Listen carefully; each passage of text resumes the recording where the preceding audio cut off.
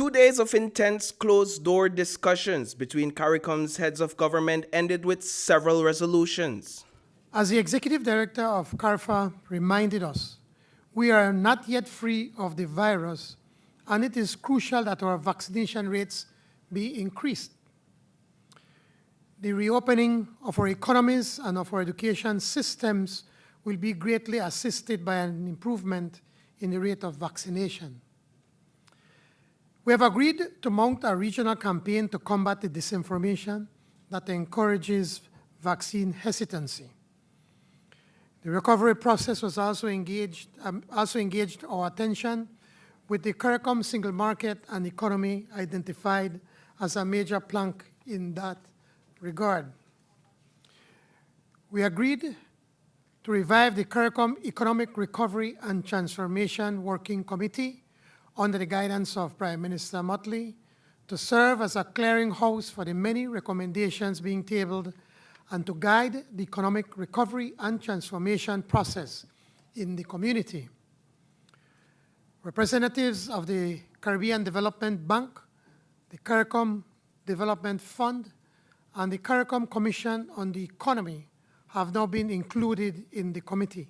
Agreements were also made on the need for greater production integration, while actions have been placed in motion to send a CARICOM delegation into Haiti in the short term.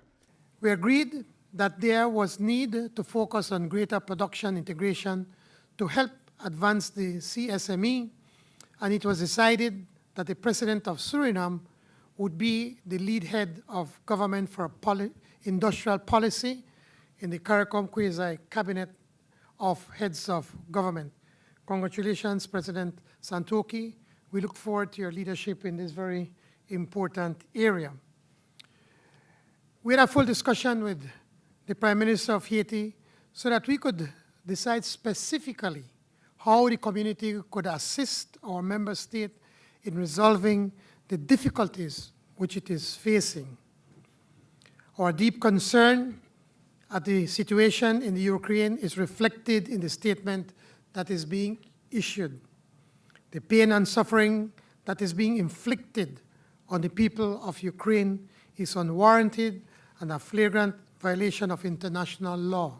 The Ambergris Key Declaration was issued during this week's meetings. The declaration also outlines CARICOM's priorities on climate change, a discussion that is expected to continue in a following meeting of heads. How do we go about holding developed nations accountable?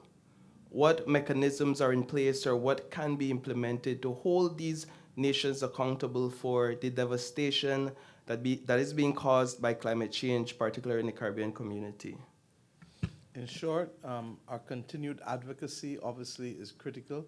Our solidarity and our advocacy as a region, but also with other small island developing states, and then seeking to build coalitions with other countries that are affected. We made the point that aside small island developing states are on the front line, but clearly it was not sufficient to move the world into urgent action. And therefore we've broadened the group to include those countries between the tropics of Cancer and Capricorn. Separate from advocacy, there are a few countries that are looking at their legal options and seeking to see what is possible, but this is very much uncharted territory. Reporting for News 5, I am Paul Lopez.